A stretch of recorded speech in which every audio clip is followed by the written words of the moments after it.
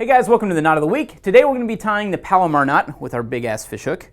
A lot of you guys commented last week on our modified Clinch knot not necessarily being the one that you guys go to, so the other big one that's out there is a Palomar knot, and that's what we're going to talk about today, and I'll discuss some of the differences between the Clinch and the Palomar, or the little difference there is.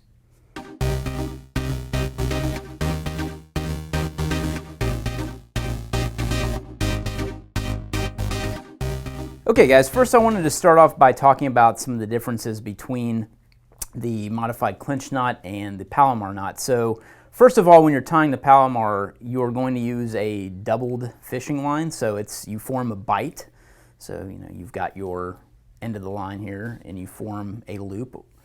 Some people call it a loop, it's actually a bite, but you're going to pass that through the eye. That's how you would start the Palomar versus the modified Clinch, which is started with the working end without a bite in the line.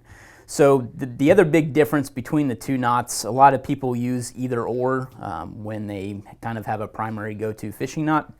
The other difference is that the modified Clinch knot, which we previously went over, is easier to untie. There's really no reason to untie a fishing knot. In my opinion, you just clip it off the monofilament line and just tie something different. So let's start in on the Palomar knot. So you've got this double line, you got your bite, you pass it through the eye, and you're basically going to bring it around. I'm going to come around this way so it's easier to see. And you're going to tie an overhand knot with this bite and then pass it back around the hook. So I'm going to give myself plenty of slack here. I'll try to keep this as even as possible so you can see what I'm doing here. So there's our overhand knot. Now again, you're going to pass this around the hook. Then as you bring this up to tighten,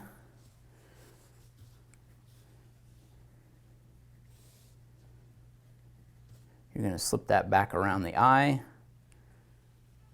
continue to tighten the knot. The paracord is a little tricky to get all cleaned up here, but if you're using monofilament line like you would be with a fishing knot, this will be much easier. So this is kind of what you're left with the Palomar knot. And you can see, if you go back and look at the modified Clinch knot, there are some differences. Namely, when you're done with this knot, if you've got your fishing line left over now, and you can either cut here if you wanted to. To me, that actually weakens the line. I'm not a big fan of that. So you could cut here and then tie almost like a double fisherman's knot with this excess, and you can refer to the previous double fisherman's knot for that. But that's kind of why I'm not a huge fan of the Palomar.